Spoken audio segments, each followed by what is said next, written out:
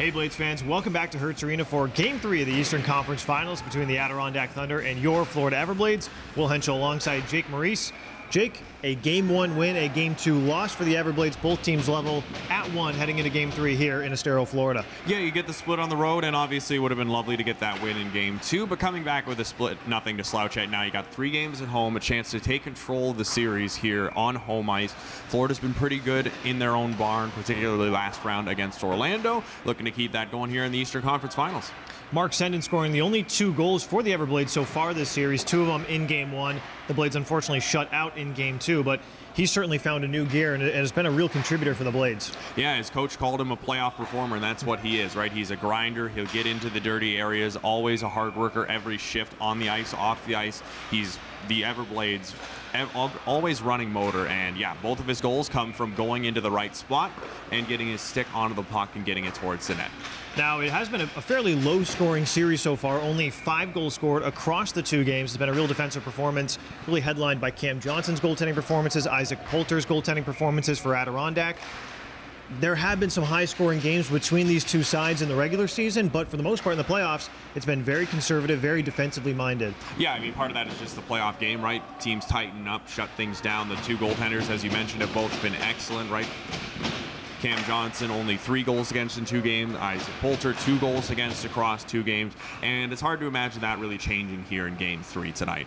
Both teams have had a little bit of time to get some rest, right? Some guys hopefully healthier than they were last week. Both teams had players sitting out games in the first 2 matchups up in Glens Falls. So hopefully we get as close to full strength as we can between these 2 clubs tonight.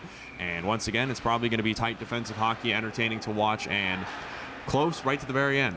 Yeah, Jake, a full-strength effort will be very welcome for the Everblades, but I feel like we've been talking about this every round of the playoffs so far. Special teams have been crucial. Both teams still looking for their first power play goal of the series, but on the same breath, the penalty kill has been fantastic. I mean, in Game 1, the Everblades, I think in their first 5 penalty kills, they allowed 1 shot on goal, which is just stupendous work. I mean, better than anything we've seen for the Blades all season long, right? But in the same breath, the Blades took or allowed 12 power plays for Adirondack through 2 games. You're just asking to get burned if you keep that going. So higher discipline, keeping the game a little bit calmer after the whistle is going to be paramount for both clubs. Adirondack got into a little trouble with it too in Games 1 and 2.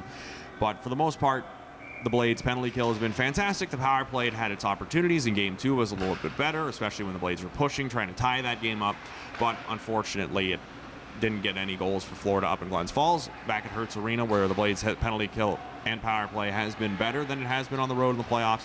Hopefully they can keep that going here.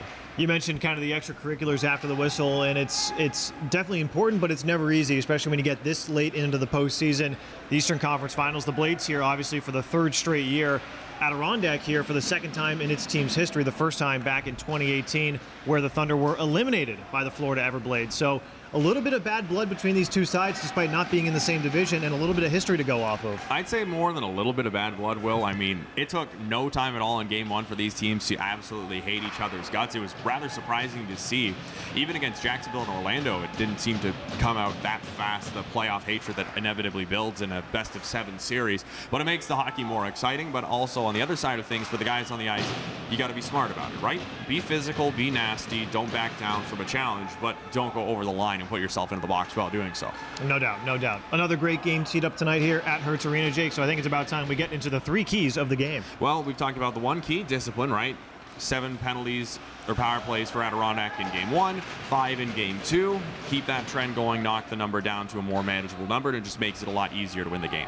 On the other side of things, the Blades' power play, it's been 5 games since they put one into the back of the net while up a man, so you'd love to see the power play come through in a big way tonight on home ice. And then finally, you're back on home ice in a split series. This is a chance for you to change the momentum in this series after Adirondack got the win in Game 2. You can swing things back your way on home ice tonight.